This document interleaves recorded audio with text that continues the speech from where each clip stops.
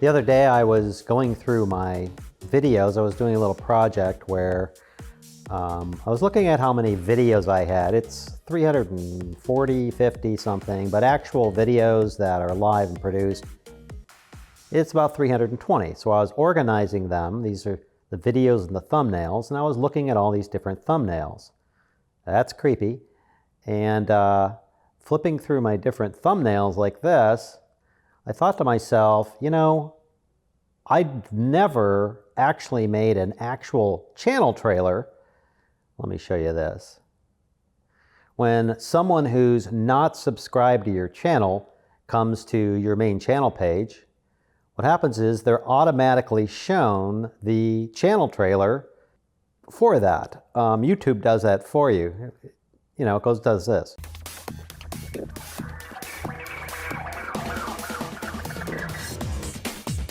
And it plays that channel trailer, and it gets to the end. And we'll talk about these in a minute. And when it's all over, video ends, and it just prompts them to subscribe right here. It's really good to have a channel trailer. I've had this channel, what, 5, 6 years, and I've never made one. I just usually put up my last video or something. So anyway, I was over here looking at these, and I thought, well, what the heck? Why don't I just throw together something quick to make myself a channel trailer? It probably won't be up there more than a month or two. The thing I really wanted to test was over here, if when people land here, I'm going to be able to see, since it started at 0 views, how many people land here, how many views. If there's 500 or 700 views over the next couple of months, I'll know that I don't need to spend a lot of time here. There's not a lot of people watching this. If this builds up over time, I know maybe I should spend a lot of time here and do a real channel trailer. So I thought, what the heck? Let me just throw something together using all these thumbnails here.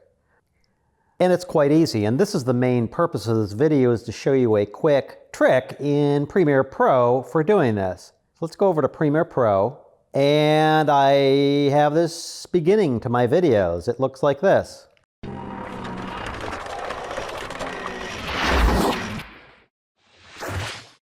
And I put some little text there, and I thought, well, let's use that. Next thing I grabbed was, I grabbed a tune. This is a free tune off of YouTube, and it goes something like this.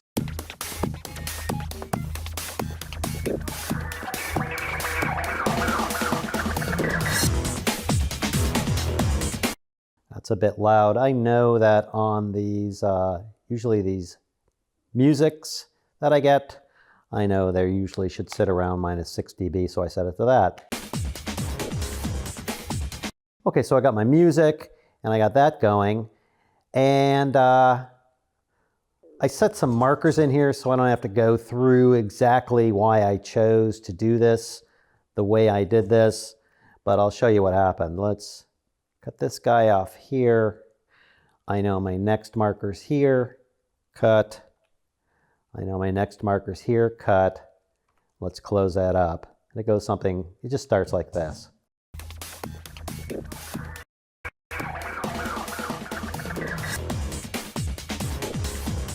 Okay, cool. So I wanted to slap this at the beginning. What I'm going to do is I'm going to Alt-click and remove the audio on this. I know right about there I'm going to cut to the next scene where that key point is. I got a little there. Now I'm doing this.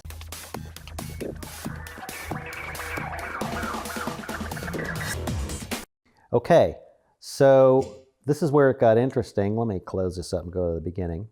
Right here, I wanted to put all 320 of these pictures in there and just flip them by. I just wanted to create something simple and show, hey, there's a lot of content on my channel. So I'm going to insert all these thumbnails, 320 thumbnails, into this area here. First thing, let's just create a little folder called Thumbnails. Over here, we have all the thumbnails and the videos. I'm going to sort by the thumbnails. There's 320 of them. Let's go down to the very last one here. Shift-click to select all those. And I'm just gonna drop them into my new thumbnails folder over here in Premiere Pro. Imports those all in. Cool, now we got our 320 odd thumbnails in our project. Now, normally I could just drag these in and I'd get one and then I'd get another, or I could multiply drag these in and get another. But here's the key to doing this. I know I wanted these to flip along every 2 frames. I have a cut here, I have a cut here. I did the calculation. It was something like 122 frames there and 762 frames there. So if you take 762 minus 122, I was lucky it's 640 of these frames. I divide that by two frames, I get 320, and it just worked out that way. I was lucky in this one. But anyway, that's 320 pictures. So I knew I wanted a picture in here every 2 frames to fill up this area. Here's the trick to doing this. If you go to Preferences and go to Timeline, you can set various things on how long things are when you insert them, what's the default transitions. Still image default duration. You can set this to seconds, you can set it to anything. I set it to 2 frames because I know that I want 2 frames for every image. Now, since I have that default set, here's what happens.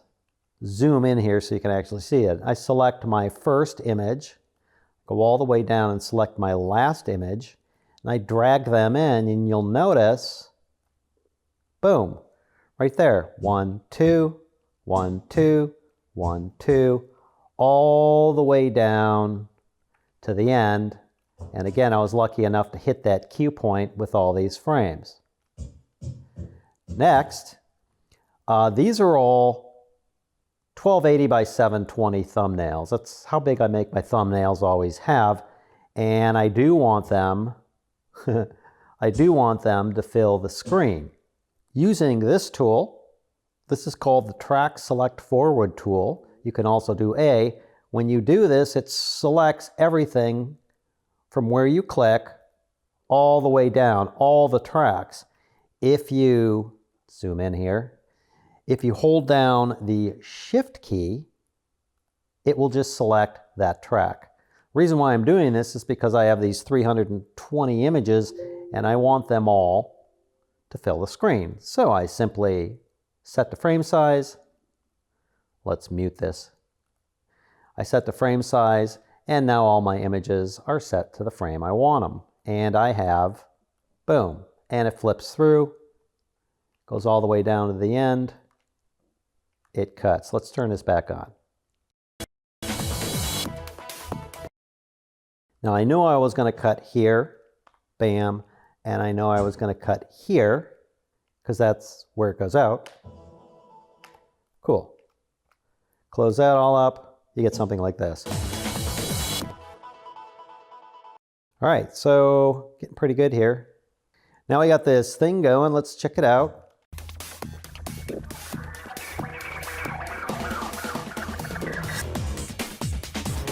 Cool.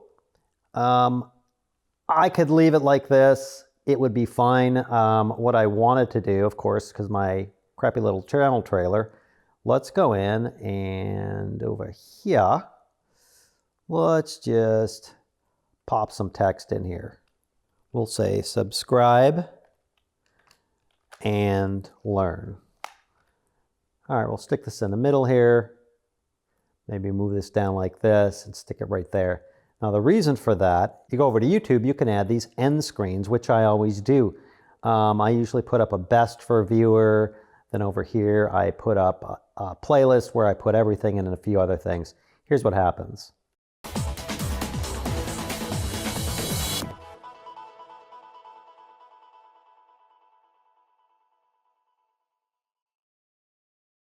That way people can see the best for viewer, which YouTube basically figures that out.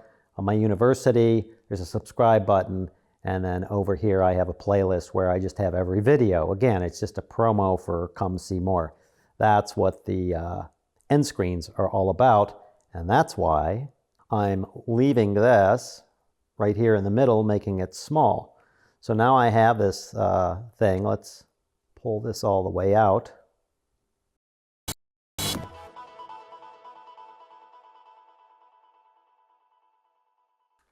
Yeah, let's go on the effects here and let's set a keyframe there, maybe there for the opacity. And I'm just going to fade this thing out over time.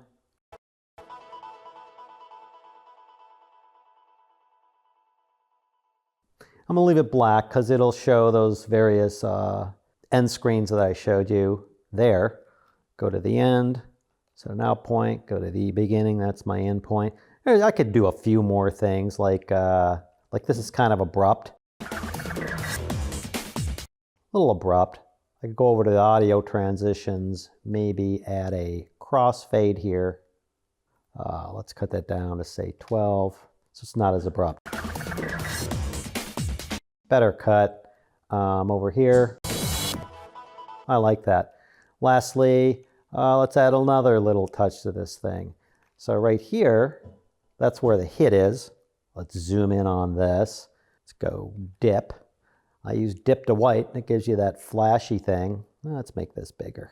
Let's see what's happening. Dip to white, it just makes a flash. Now, of course, it's really long, and I only have 2 frames here. So let's just set it to 2 frames. So what'll happen is this one will play, it hits, bam, white, boom, easy.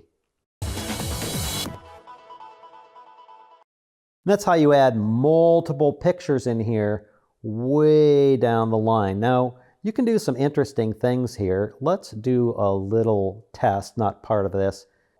Okay, I just wanted to show you one other thing that you can use this for while we're here.